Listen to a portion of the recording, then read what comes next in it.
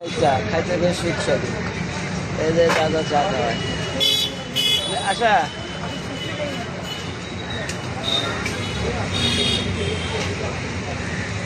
কলকাতা থেকে আমরা 3 জন রিক্সায় এই যে যাবে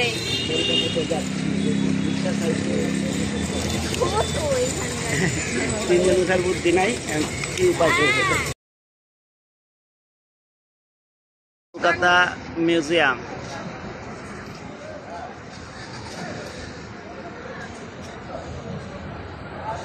এখন আমরা ভিতরে বোধহয় ছবি তুলতে দেবে না,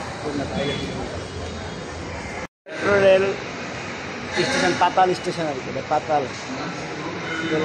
কলকাতায় পাতাল স্টেশনে আসছি আমরা। এখান থেকে যাব ইকো পার্কে। ইকো পার্ক যাবে না, বেলগাছি যাবো, ওখান থেকে ইকো পার্ক। পাতাল ট্রেন।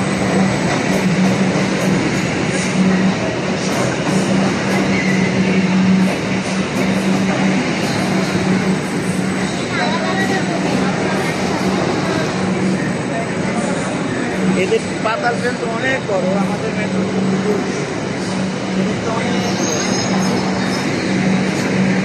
মেট্রোতে আবার নদী থেকে সব কবিতে যাওয়া যায়।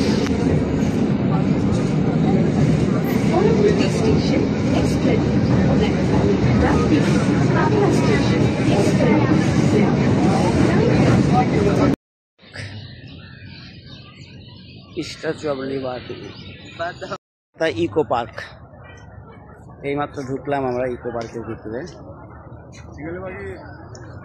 এটা অনেক বড় পার্ক। এটা একদিনে পুরো পার্ক ঘুরে দেখা সম্ভব না আর কি, তারপরেও চেষ্টা চলতেছে যতদূর পারা যায় আমরা দেখবো।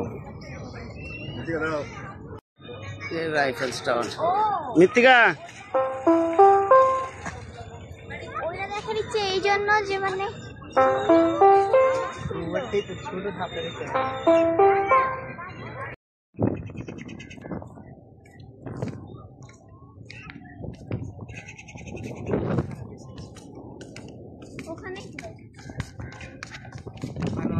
কারণ বাতাসটা এত সুন্দর, অস্বাভাবিক সুন্দর একটা ঠান্ডা বাতাস। হ্যাঁ, বাতাসটা খুবই চমৎকার। আশা কই চলে গেল? সামনে চলে গেছে না?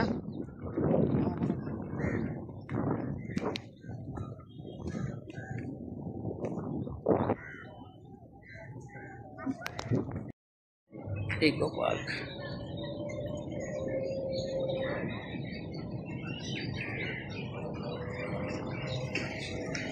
আচ্ছা,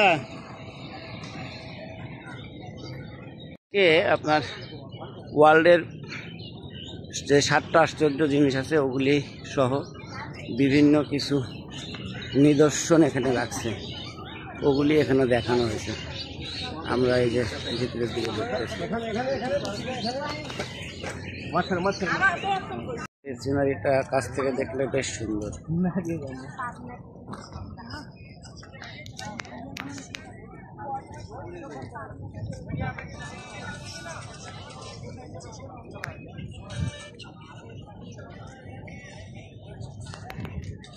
মধ্যে আবার এরকম ট্রেন চলে, এই ট্রেনটা আবার ঘুরে।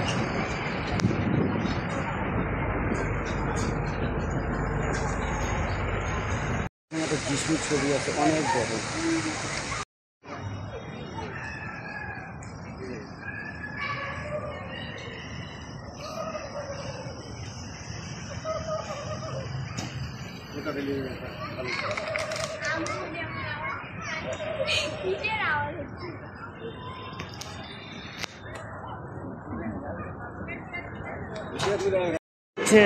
চীনের প্রাচীর। চীনের প্রাচীরটা এইরকম, ওইটারই একটা কপি বানায় রাখছে এখানে। এই যে আপনি মৃত্তিকা চলে আসো, এটা হলো চীনের প্রাচীর, বুঝছো?